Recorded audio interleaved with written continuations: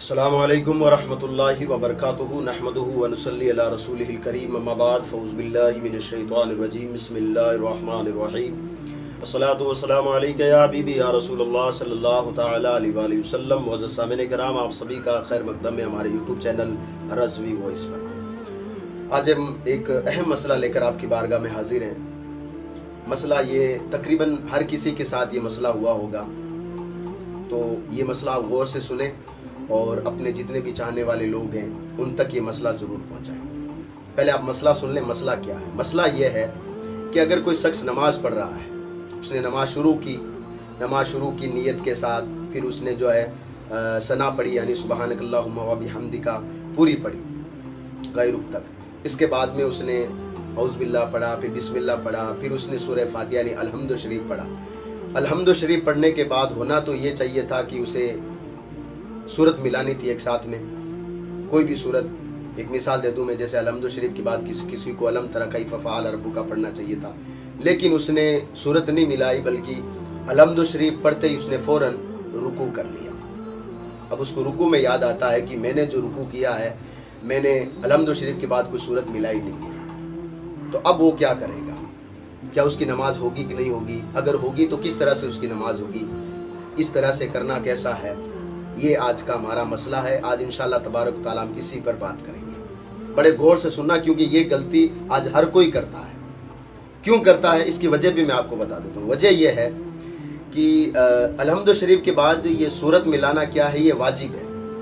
और वाजिब का मकाम यह है कि अगर कोई नमाज में अगर कोई वाजिब जो है, अगर कोई जानबूझकर अगर कोई छोड़ देता है तो उसकी नमाज होती नहीं है। अगर कोई जानबूझकर छोड़ देता है तो नमाज बिल्कुल होती नहीं है। और अगर कोई भूल से अगर छोड़ देता है तो उसका एक बदल है, वो उसका बदल ये है कि कायदा अखीरा में अतहियात के बाद में एक सलाम फेरने के बाद जो है 2 सजदे करे, जिनको सजदा सेव कहा जाता है। फिर इसके बाद वापस अतहियात पढ़े, फिर दुरूद इब्राहिम पढ़े, इसके बाद में दुआ मासूरा पढ़ने के बाद वो सलाम फेरे, तो उसका जो है वो वाजिब, भूला हुआ वाजिब जो है उसकी भरपाई हो जाएगी। तो सूरत मिलाना क्योंकि वाजिब है, और यहाँ पर कोई अगर सूरत मिलाना भूल जाए तो उसकी नमाज कैसे मुकम्मल करनी। तो पहले आप ये सोच लें कि कौन कौन सी वो रकातें हैं कि जिनके लिए सूरत मिलाना वाजिब है, और कौन सी ऐसी रकातें हैं कि जिनके लिए सूरत मिलाना वाजिब नहीं है। तो जो 4 रकात नमाज वाली जितनी भी फ़र्ज़ नमाजें हैं, फ़र्ज़ जैसे ज़ोहर में 4 रकात नमाज फ़र्ज़ है, असर में 4 रकात नमाज फ़र्ज़ है,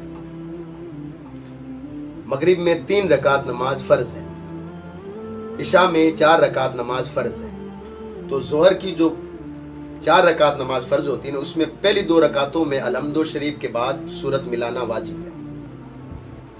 असर की जो 4 रकात नमाज वाली फ़र्ज़ है ना, उसमें पहली वाली 2 रकातों में अलहम्दु शरीफ के बाद सूरत मिलाना वाजिब है।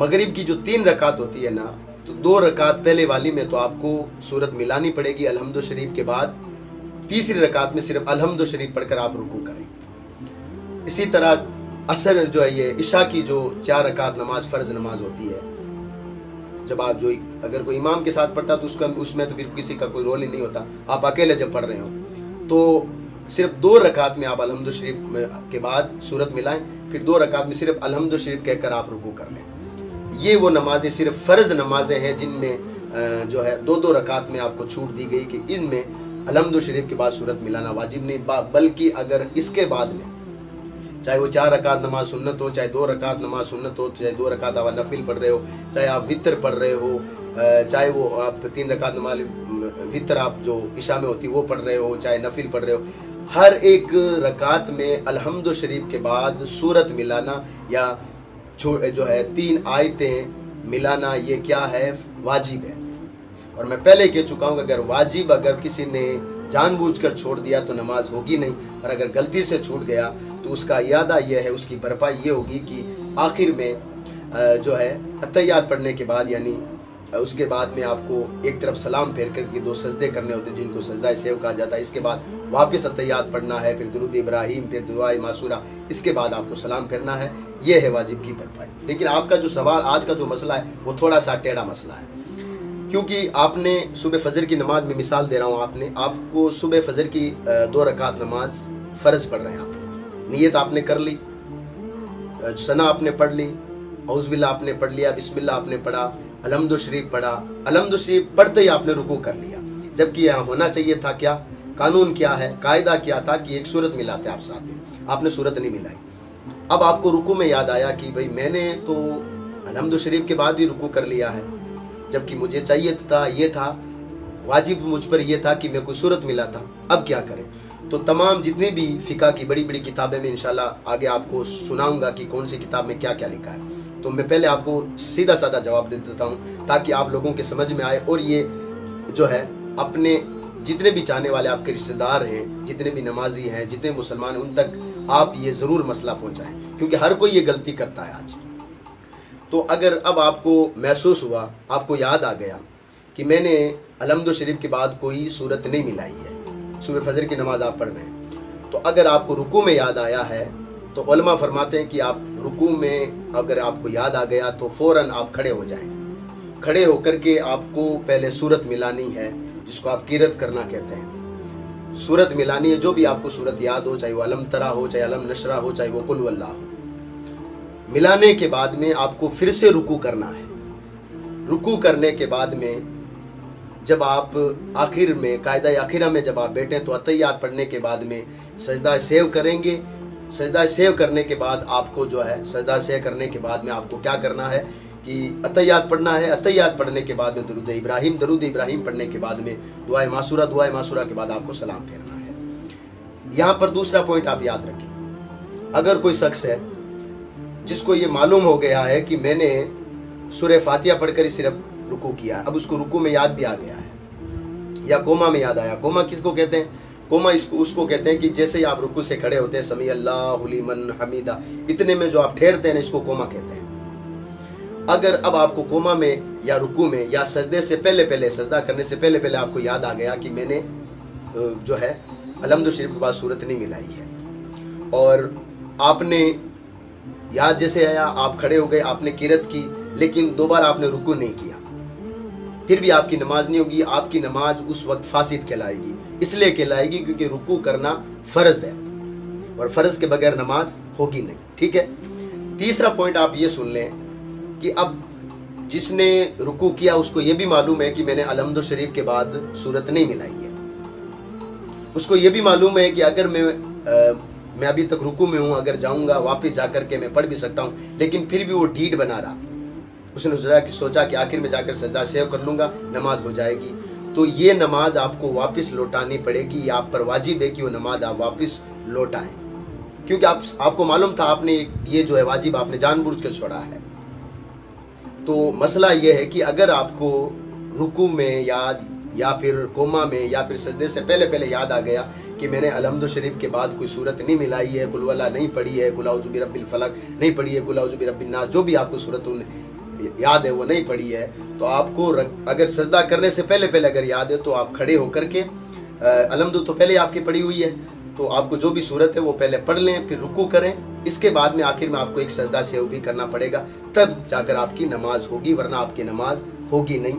ये मसला याद रखें, और ये मसला आज हर कोई कर रहा है, ये गलती सब हर कोई आज कर रहा है, उन तक ये आप मसला ज़रूर पहुंचा दें। अब आइए देख लेते हैं कि ये मसला लिखा कौन सी किताबों में। मैं बड़ी बड़ी किताबों का हवाला दे रहा हूँ, आप जाकर ये मैं यहाँ पर चला भी रहा हूँ, आप देख लीजिएगा अगर किसी को यकीन ना हो तो। सबसे पहले मैं दुर्र मुख्तार की आपके सामने जो है तहरीर रख रहा हूँ, उसकी जिल्द नंबर 2 सफ़ा नंबर 311 पर क्या लिखा है इस मसले के बारे में।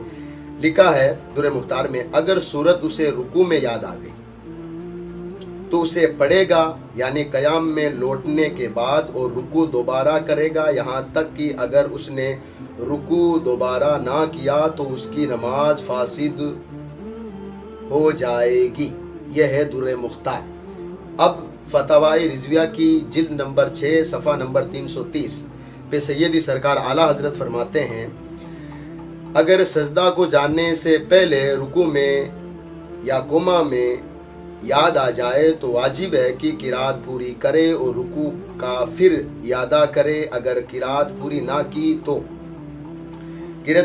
की तो अब फिर कसदन तर्क वाजिब होगा और नमाज का यादा करना पड़ेगा। ٹھیک ہے، یہ ہے اعلیٰ حضرت علیہ رحمۃ الرضوان نے فتویٰ رضویہ میں فرمایا ہے۔ آگے بار شریعت میں کیا لکھا ہے؟ بار شریعت میں بالکل آسان زبان میں لکھا ہے کہ صورت ملانا بھول گیا، رکوع میں یاد آیا تو کھڑا ہو جائے اور صورت ملائے، پھر رکوع کرے اور آخر میں سجدہ سہو کرے، اور اگر رکوع دوبارہ نہ کیا تو نماز نہ ہوگی، نماز ہوگی نہ۔ تو یہ آج غلطی ہر کوئی کرتا ہے۔ وہ غلطی کیوں کرتا ہے کہ کئی مرتبہ ہم اس بھروسے رہ جاتے ہیں کہ ہم شاید 4 رکعت والی فرض نماز پڑھ رہے ہیں۔ یہ اکثر غلطی ہم کرتے ہیں جب ظہر کی پہلی 4 رکعت نماز جو سنت قبلیہ جس کو بولتے ہیں، 4 رکعت نماز سنت جو ہوتی ہے، اس میں ہم یہ غلطی کر بیٹھتے ہیں، یا پھر جو عصر کی سنت قبلیہ جو ہوتی ہے عصر کی، اس میں ہم یہ کبھی غلطی کر لیتے ہیں۔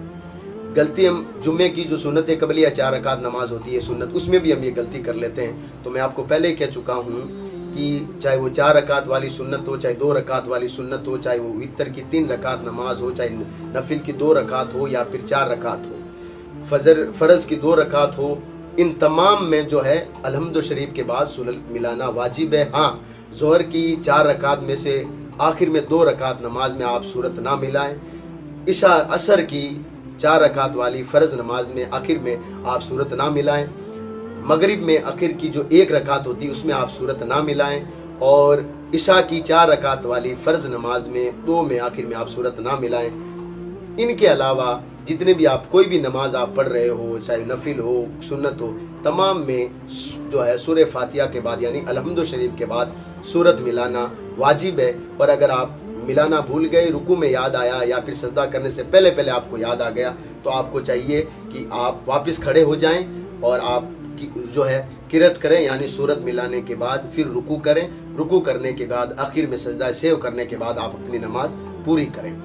ہاں، اگر پہلی رکعت میں اس نے جو ہے مکمل کر لی، اب اس کو یاد آئے نہیں، آخر میں اس کو یاد آیا کہ میں نے جو پہلی رکعت پڑھی تھی نا اس میں نے صورت نہیں ملائی ہے، تو آخر میں وہ جب سجدہ سہو کرے گا تو اس کی نماز ہو جائے گی، کیونکہ اس وقت اس کو یاد نہیں آیا تھا۔ ٹھیک ہے، یہ مسئلہ آپ سب ضرور سنیں، اور جتنے بھی آپ کے آس پاس بھائی ہیں ان کو ضرور بتائیں۔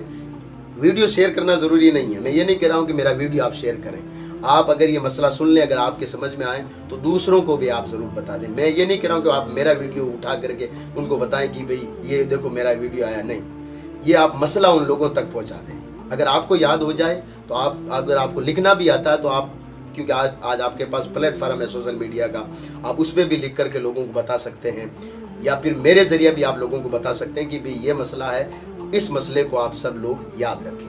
اللہ تبارک و تعالی ہم سب کو ایک اور نیک ہونے کی توفیق و رفیق عطا فرمائے۔ السلام علیکم ورحمۃ اللہ وبرکاتہ۔